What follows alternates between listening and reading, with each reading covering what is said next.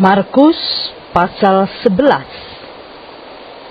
Ketika Yesus dan murid-muridnya telah dekat Yerusalem, dekat Betfage dan Betania yang terletak di Bukit Zaitun, Yesus menyuruh 2 orang muridnya dengan pesan, "Pergilah ke kampung yang di depanmu itu.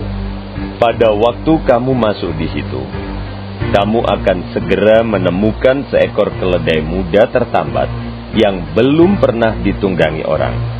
Lepaskan keledai itu dan bawalah kemari. Dan jika ada orang mengatakan kepadamu, 'Mengapa kamu lakukan itu?' jawablah, 'Tuhan memerlukannya. Ia akan segera mengembalikannya ke sini.'"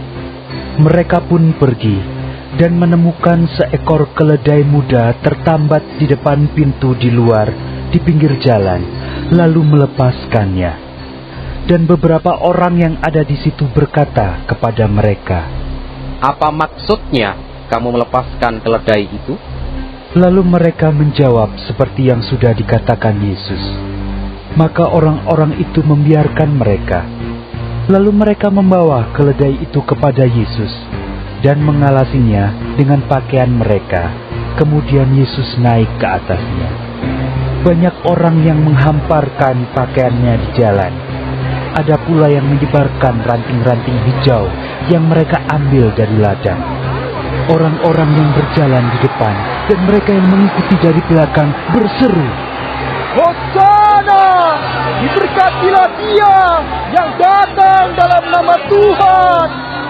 Diberkatilah kerajaan yang datang, kerajaan Bapa kita Daud. Hosana di tempat yang maha tinggi." Sesampainya di Yerusalem, ia masuk ke bait Allah. Di sana ia meninjau semuanya. Tetapi sebab hari sudah hampir malam, ia keluar ke Betania bersama dengan ke-12 muridnya. Keesokan harinya, sesudah Yesus dan ke-12 muridnya meninggalkan Betania, Yesus merasa lapar. Dan dari jauh, ia melihat pohon ara yang sudah berdaun. Ia mendekatinya untuk melihat kalau-kalau ia mendapat apa-apa pada pohon itu. Tetapi waktu ia tiba di situ, ia tidak mendapat apa-apa selain daun-daun saja, sebab memang bukan musim buah ara. Maka katanya kepada pohon itu, "Jangan lagi seorang pun makan buahmu selama-lamanya." Dan murid-muridnya pun mendengarnya. Lalu tibalah Yesus dan murid-muridnya di Yerusalem. Sesudah Yesus masuk ke bait Allah, mulailah ia mengusir orang-orang yang berjual beli di halaman bait Allah. Meja-meja penukar uang dan bangku-bangku pedagang merpati dibalikkannya. Dan ia tidak memperbolehkan orang membawa barang-barang melintasi halaman bait Allah. Lalu ia mengajar mereka, katanya, "Bukankah ada tertulis, 'Rumahku akan disebut rumah doa bagi segala bangsa'? Tetapi kamu ini telah menjadikannya sarang penyamun." Imam-imam kepala dan ahli-ahli Taurat mendengar tentang peristiwa itu, dan mereka berusaha untuk membinasakan dia, sebab mereka takut kepadanya, melihat seluruh orang banyak takjub akan pengajarannya.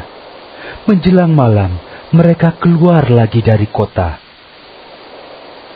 Pagi-pagi, ketika Yesus dan murid-muridnya lewat, mereka melihat pohon ara tadi sudah kering sampai ke akar-akarnya. Maka teringatlah Petrus akan apa yang telah terjadi. Lalu ia berkata kepada Yesus, "Rabi, lihatlah, pohon ara yang kau kutuk itu sudah kering." Yesus menjawab mereka, "Percayalah kepada Allah.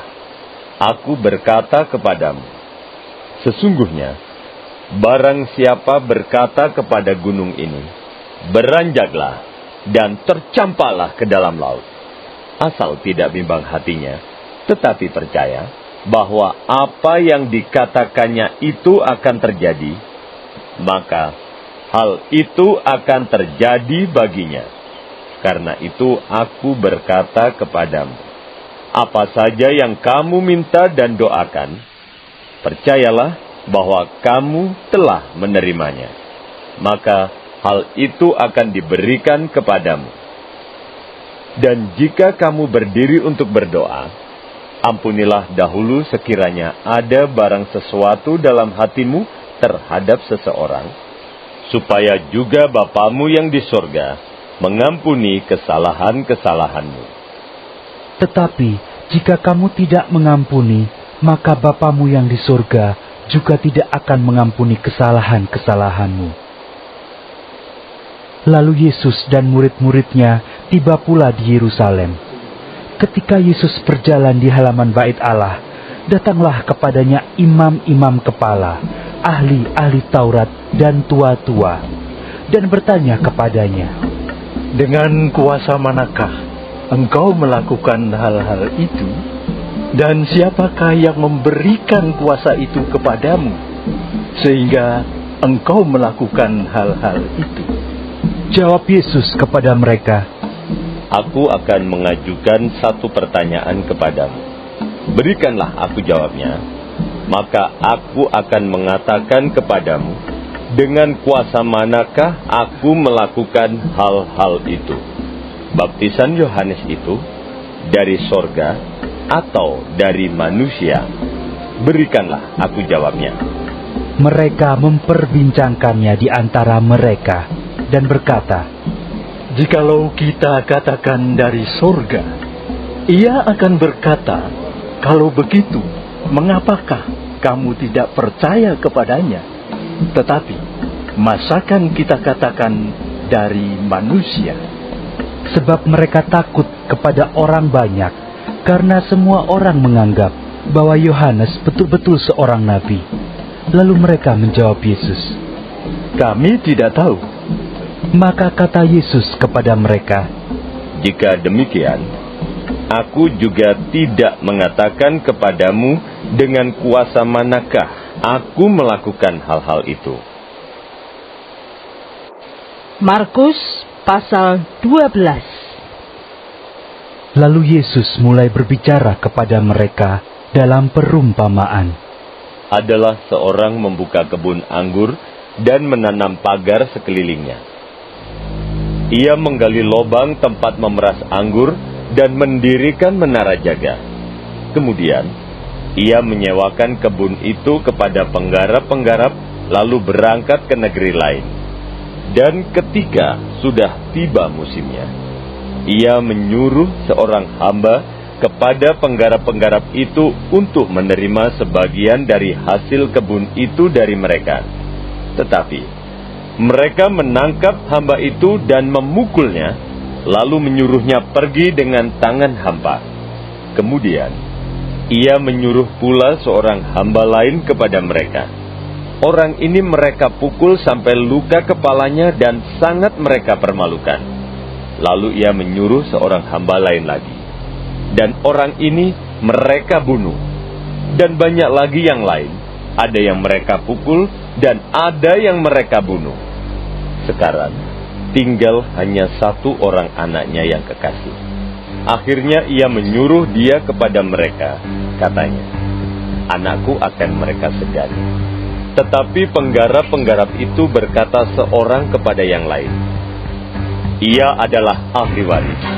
Mari kita bunuh dia, maka warisan ini menjadi milik kita." Mereka menangkapnya dan membunuhnya, lalu melemparkannya keluar kebun anggur itu. Sekarang apa yang akan dilakukan oleh tuan kebun anggur itu? Ia akan datang dan membinasakan penggarap-penggarap itu, lalu mempercayakan kebun anggur itu kepada orang-orang lain. Tidak pernahkah kamu membaca nas ini? Batu yang dibuang oleh tukang-tukang bangunan telah menjadi batu penjuru. Hal itu terjadi dari pihak Tuhan, suatu perbuatan ajaib di mata kita. Lalu mereka berusaha untuk menangkap Yesus, karena mereka tahu bahwa merekalah yang dimaksudkannya dengan perumpamaan itu. Tetapi mereka takut kepada orang banyak, jadi mereka pergi dan membiarkan dia. Kemudian disuruh beberapa orang Farisi dan Herodian kepada Yesus untuk menjerat dia dengan suatu pertanyaan. Orang-orang itu datang dan berkata kepadanya, Guru, kami tahu engkau adalah seorang yang jujur, dan engkau tidak takut kepada siapapun juga, sebab engkau tidak mencari muka, melainkan dengan jujur mengajar jalan Allah dengan segala kejujuran. Apakah diperbolehkan membayar pajak kepada Kaisar atau tidak? Haruskah kami bayar atau tidak? Tetapi Yesus mengetahui kemunafikan mereka, lalu berkata kepada mereka, Mengapa kamu mencobai aku? Bawalah kemari suatu dinar supaya kulihat. Lalu mereka bawa. Maka ia bertanya kepada mereka, Gambar dan tulisan siapakah ini? Jawab mereka, Gambar dan tulisan Kaisar. Lalu kata Yesus kepada mereka, Berikanlah kepada Kaisar apa yang wajib kamu berikan kepada Kaisar, dan kepada Allah apa yang wajib kamu berikan kepada Allah. Mereka sangat heran mendengar dia. Datanglah kepada Yesus beberapa orang Saduki yang berpendapat bahwa tidak ada kebangkitan. Mereka bertanya kepadanya, Guru, Musa menuliskan perintah ini untuk kita. Jika seorang yang mempunyai saudara laki-laki mati dengan meninggalkan seorang istri, tetapi tidak meninggalkan anak, saudaranya harus kawin dengan istrinya itu dan membangkitkan keturunan bagi saudaranya itu. Adalah 7 orang bersaudara. Yang pertama kawin dengan seorang perempuan dan mati dengan tidak meninggalkan keturunan. Lalu yang kedua juga mengawini dia dan mati dengan tidak meninggalkan keturunan. Demikian juga dengan yang ketiga. Dan begitulah seterusnya, ketujuhnya tidak meninggalkan keturunan. Dan akhirnya, sesudah mereka semua, perempuan itu pun mati.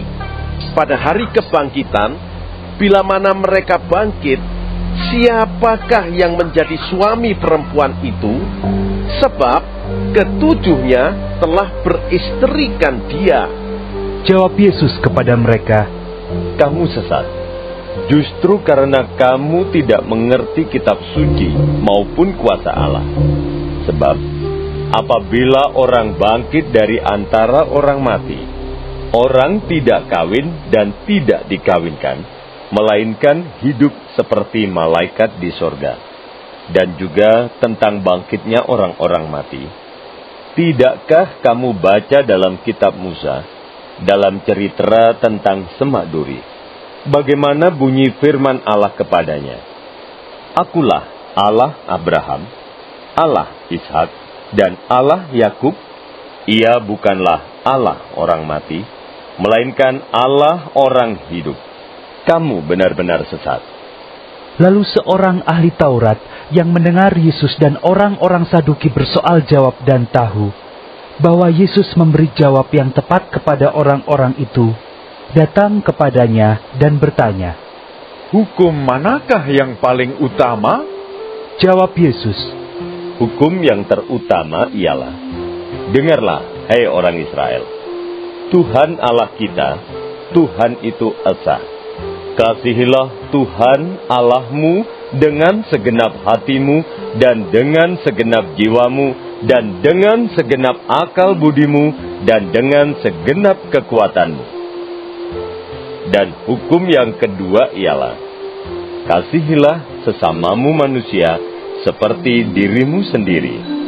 Tidak ada hukum lain yang lebih utama daripada kedua hukum ini. Lalu kata ahli Taurat itu kepada Yesus, Tepat sekali, Guru.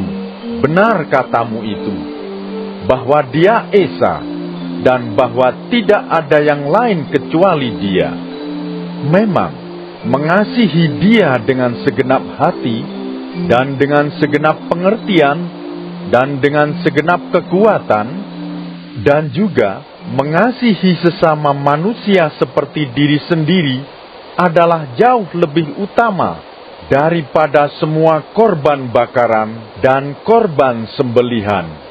Yesus melihat bagaimana bijaksananya jawab orang itu, dan ia berkata kepadanya, Engkau tidak jauh dari kerajaan Allah. Dan seorang pun tidak berani lagi menanyakan sesuatu kepada Yesus. Pada suatu kali, ketika Yesus mengajar di Bait Allah, ia berkata, Bagaimana ahli-ahli Taurat dapat mengatakan bahwa Mesias adalah anak Daud? Daud sendiri oleh pimpinan Roh Kudus berkata, Tuhan telah berfirman kepada Tuanku, duduklah di sebelah kananku, sampai musuh-musuhmu kutaruh di bawah kakimu. Daud sendiri menyebut dia tuannya. Bagaimana mungkin ia anaknya pula? Orang banyak yang besar jumlahnya mendengarkan dia dengan penuh minat. Dalam pengajarannya, Yesus berkata, Hati-hatilah terhadap ahli-ahli Taurat yang suka berjalan-jalan memakai jubah panjang dan suka menerima penghormatan di pasar, yang suka duduk di tempat terdepan di rumah ibadat dan di tempat terhormat dalam perjamuan, yang menelan rumah janda-janda, sedang mereka mengelabui mata orang dengan doa yang panjang-panjang. Mereka ini pasti akan menerima hukuman yang lebih berat. Pada suatu kali, Yesus duduk menghadapi peti persembahan dan memperhatikan bagaimana orang banyak memasukkan uang ke dalam peti itu. Banyak orang kaya memberi jumlah yang besar. Lalu datanglah seorang janda yang miskin, dan ia memasukkan 2 peser, yaitu 1 duit. Maka dipanggilnya murid-muridnya dan berkata kepada mereka, Aku berkata kepadamu, sesungguhnya janda miskin ini memberi lebih banyak daripada semua orang yang memasukkan uang ke dalam peti persembahan. Sebab mereka semua memberi dari kelimpahannya. Tetapi janda ini memberi dari kekurangannya, semua yang ada padanya, yaitu seluruh nafkahnya. Markus pasal 13. Ketika Yesus keluar dari Bait Allah, seorang muridnya berkata kepadanya, Guru, lihatlah betapa kokohnya batu-batu itu, dan betapa megahnya gedung-gedung itu. Lalu Yesus berkata kepadanya, Kau lihat gedung-gedung yang hebat ini? Tidak satu batu pun akan dibiarkan terletak di atas batu yang lain. Semuanya akan diruntuhkan. Ketika Yesus duduk di atas bukit Zaitun, berhadapan dengan Bait Allah, Petrus, Yakobus, Yohanes dan Andreas bertanya sendirian kepadanya, Katakanlah kepada kami, bila manakah itu akan terjadi, dan apakah tandanya, kalau semuanya itu akan sampai kepada kesudahannya? Maka mulailah Yesus berkata kepada mereka, Waspadalah, supaya jangan ada orang yang menyesatkan kamu. Akan datang banyak orang dengan memakai namaku dan berkata, Akulah dia. Dan mereka akan menyesatkan banyak orang.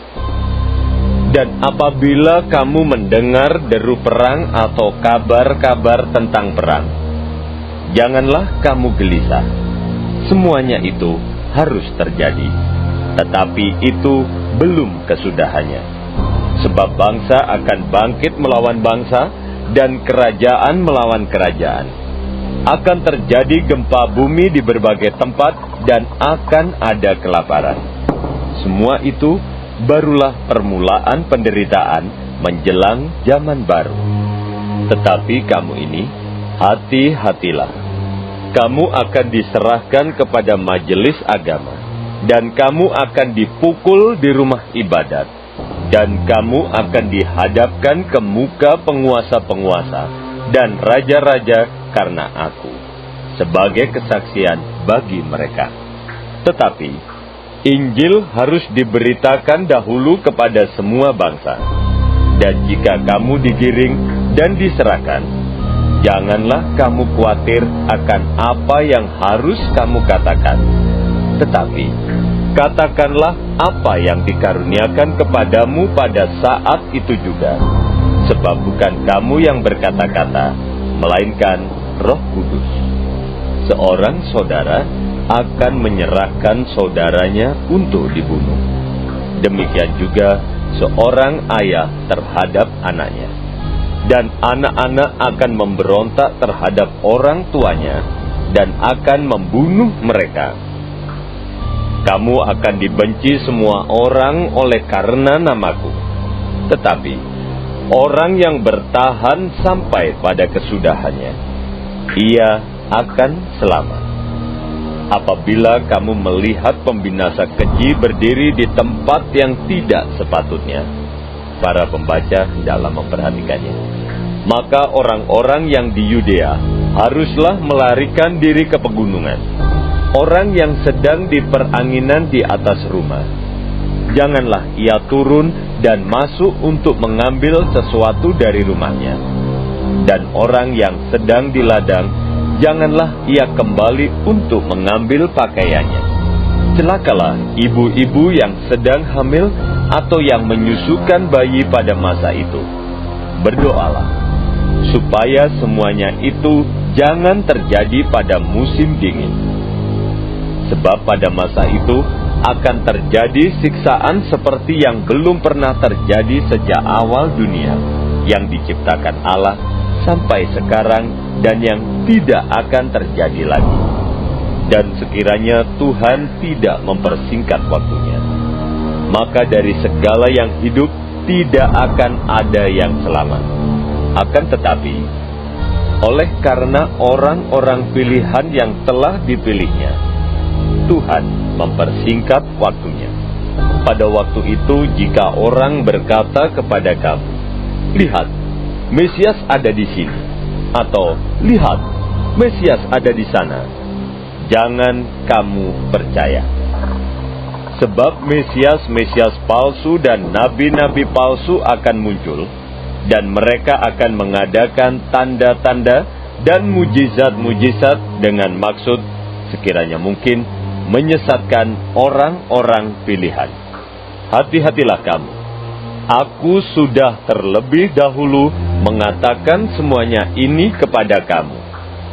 Tetapi pada masa itu, sesudah siksaan itu, matahari akan menjadi gelap dan bulan tidak bercahaya, dan bintang-bintang akan berjatuhan dari langit, dan kuasa-kuasa langit akan goncang. Pada waktu itu, orang akan melihat Anak Manusia datang dalam awan-awan dengan segala kekuasaan dan kemuliaannya. Dan pada waktu itu pun, Ia akan menyuruh keluar malaikat-malaikatnya dan akan mengumpulkan orang-orang pilihannya dari keempat penjuru bumi, dari ujung bumi sampai ke ujung langit. Tariklah pelajaran dari perumpamaan tentang pohon ara. Apabila ranting-rantingnya melembut dan mulai bertubuh, kamu tahu bahwa musim panas sudah dekat. Demikian juga jika kamu lihat hal-hal itu terjadi, ketahuilah bahwa waktunya sudah dekat, sudah di ambang pintu. Aku berkata kepadamu, sesungguhnya angkatan ini tidak akan berlalu sebelum semuanya itu terjadi. Langit dan bumi akan berlalu, tetapi perkataanku tidak akan berlalu. Tetapi tentang hari atau saat itu tidak seorang pun yang tahu. Malaikat-malaikat di sorga tidak, dan anak pun tidak, hanya Bapa saja. Hati-hatilah dan berjaga-jagalah, sebab kamu tidak tahu bila manakah waktunya tiba. Dan halnya sama seperti seorang yang bepergian, yang meninggalkan rumahnya dan menyerahkan tanggung jawab kepada hamba-hambanya, masing-masing dengan tugasnya, dan memerintahkan penunggu pintu supaya berjaga-jaga. Karena itu, berjaga-jagalah. sebab kamu tidak tahu bila manakah tuan rumah itu pulang, menjelang malam, atau tengah malam, atau larut malam, atau pagi-pagi buta. Supaya kalau ia tiba-tiba datang, jangan kamu didapatinya sedang tidur. Apa yang kukatakan kepada kamu, kukatakan kepada semua orang, berjaga-jagalah. Bagi warga sorga yang mau dapat pemberitahuan video terbaru, silahkan klik subscribe dan paling penting jangan lupa untuk klik aktifkan loncengnya ya. Warga sorga terkasih, tolong bantu beri saya semangat upload video baru dengan kasih like ya. Ayo warga sorga menjadi berkat bagi orang lain dengan membagikan video ini ya. Tuhan Yesus Kristus memberkati kita warga sorga.